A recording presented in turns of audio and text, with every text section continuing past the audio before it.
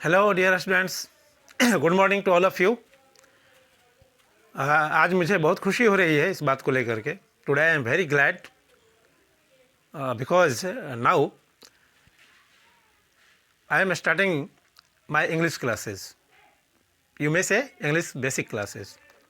दोस्तों इसलिए कि इसमें छोटे बच्चे भी शामिल हो सकते हैं और मिडिल हाई स्कूल के स्टूडेंट्स भी शामिल हो सकते हैं।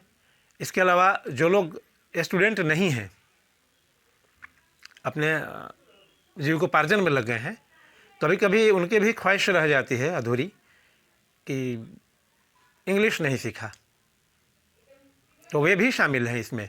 इस वीडियो को देख करके वो भी इंग्लिश समझना, बोलना, लिखना, पढ़ना सीख सकते हैं। इसलिए मैंने कहा दोस्तों, ओके।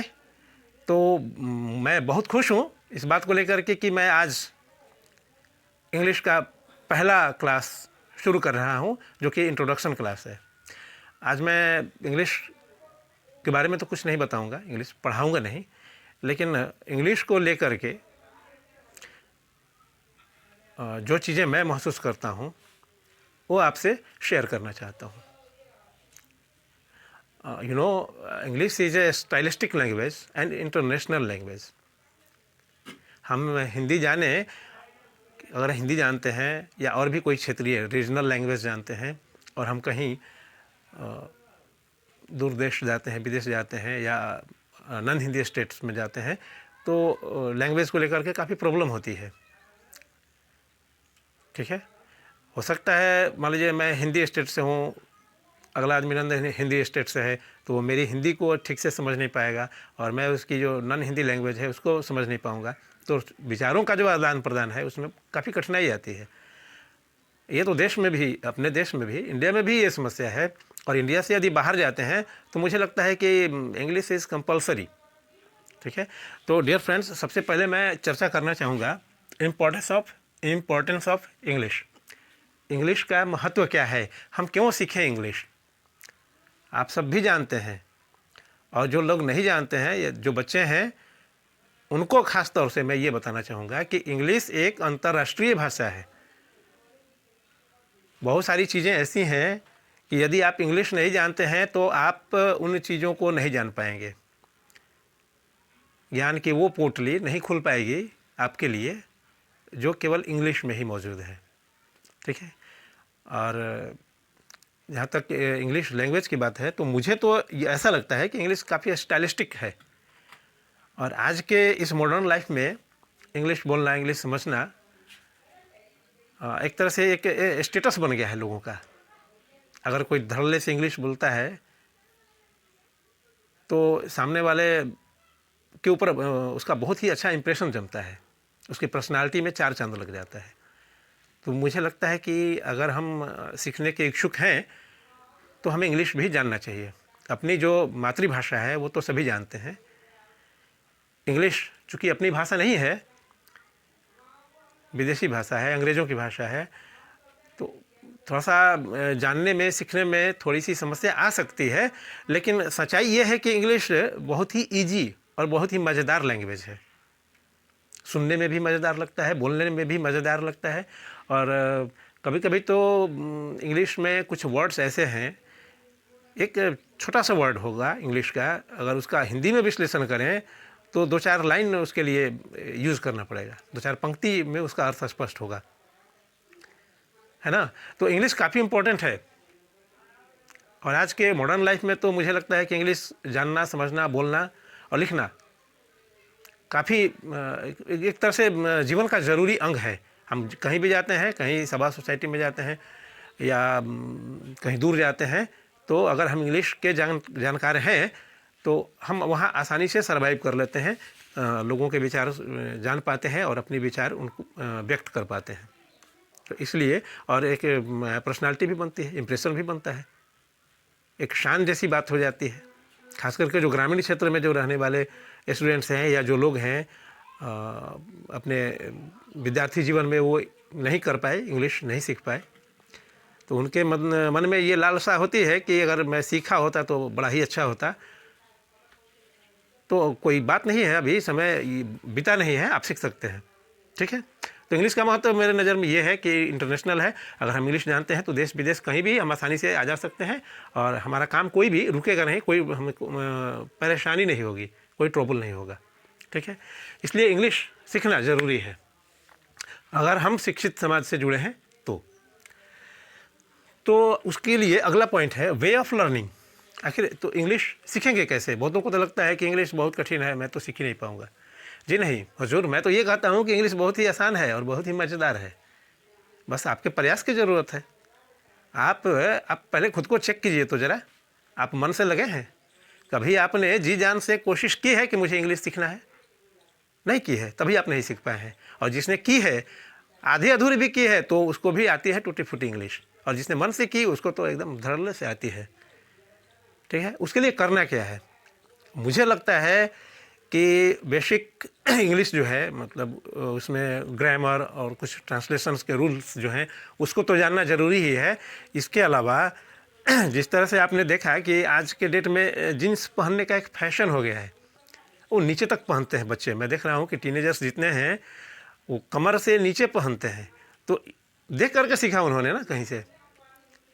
अब मुझे जहाँ तक पता है कि किसी बार डांसर, बियर बार में बार डांसरों को ये सलाह दिया गया कि आप अपने जो कपड़े हैं, जीन्स हो या जो भी हैं, उसको थोड़ा नीचे तक पहनिए कस्टमर को रिझाने के लिए। ठीक है, और वही आज हाईटेक फैशन बन गया है, सब लोग उसी का अनुसरण कर रहे हैं, मतलब कि देख करके सीख लिया उन्होंने। भाई मेरे कहने का मतलब ये है, जीन्स से कोई लेना देना नहीं है, जीन्स हाईटेक फैशन है, आप भी करते हैं करिए, उससे कोई दिक्कत नहीं है।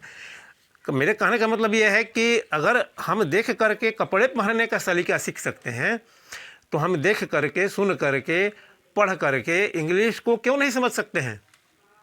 इंग्लिश को सीखने का सबसे बेहतर उपाय है कि हम जितना इंग्लिश पढ़ेंगे उससे अधिक लिखेंगे। ठीक है, और उससे अधिक बोलेंगे। इंग्लिश स्पोकन के लिए, इंग्लिश बोलने की कला सीखने के लिए हमें एक फ्रेंड सर्किल बनाना होगा और उस फ्रेंड सर्किल में इंग्लिश में बात करनी होगी। भले ही आप गलत बोलते हैं, उससे कोई दिक्कत नहीं है, शुरुआत में गलत होती है, होगा, लेकिन धीरे धीरे करके इंग्लिश का जो आपका ये है इन्फ्लुएंस है, धारा प्रवाह, इंग्लिश आप बोलने लगेंगे और फिर शुद्ध भी बोलने लगेंगे। तो चिंता करने की ज़रूरत नहीं है, गलत से ही शुरुआत होता है। देखते हैं आप बच्चे जब जन्म लेते हैं तो कैसे चलते तो नहीं है, सोए रहते हैं, फिर धीरे धीरे उनकी माँ उनको उंगली पकड़ के चलना सिखाती है, वो गिरते हैं, लड़खड़ाते हैं, फिर संभलते हैं, फिर कुछ दिन के बाद चलने लगते हैं, दौड़ने लगते हैं, फिर तो बहुत बड़े खिलाड़ी बन जाते हैं आपकी तरह, है कि नहीं? तो दिमाग में से पहले ये निकालिए कि इंग्लिश बहुत कठिन है और इसकी जगह ये बात भरिए कि इंग्लिश बहुत ही आसान और बहुत ही मज़ेदार है।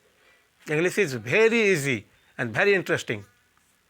English is a fantastic language dear friends. ठीक है, तो आप अपने आप में पहले मन में एक दृढ़ संकल्प ले लीजिए।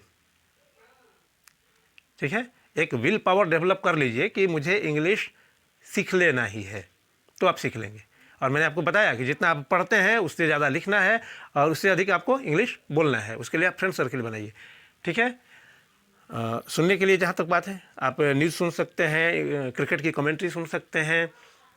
ठीक है, या कोई अगर फ्रेंड है आपका जो इंग्लिश बोलता है, अच्छा इंग्लिश बोलता है, तो आप उससे दोस्ती कीजिए, उससे बातें कीजिए, उससे आप रिक्वेस्ट कीजिए कि भाई आप बहुत ही शानदार इंग्लिश बोलते हैं, कृपया थोड़ी सी मदद मेरी भी कर दें, मैं भी सीखना चाहता हूँ आपसे। ठीक है, तो ऐसा नहीं है कि कोई भी जो शिक्षित व्यक्ति है, सभ्य समाज से है, तो वो नहीं चाहेगा कि आप भी सीख लें, वो ज़रूर चाहेगा। ठीक है, तो वे ऑफ लर्निंग यही है।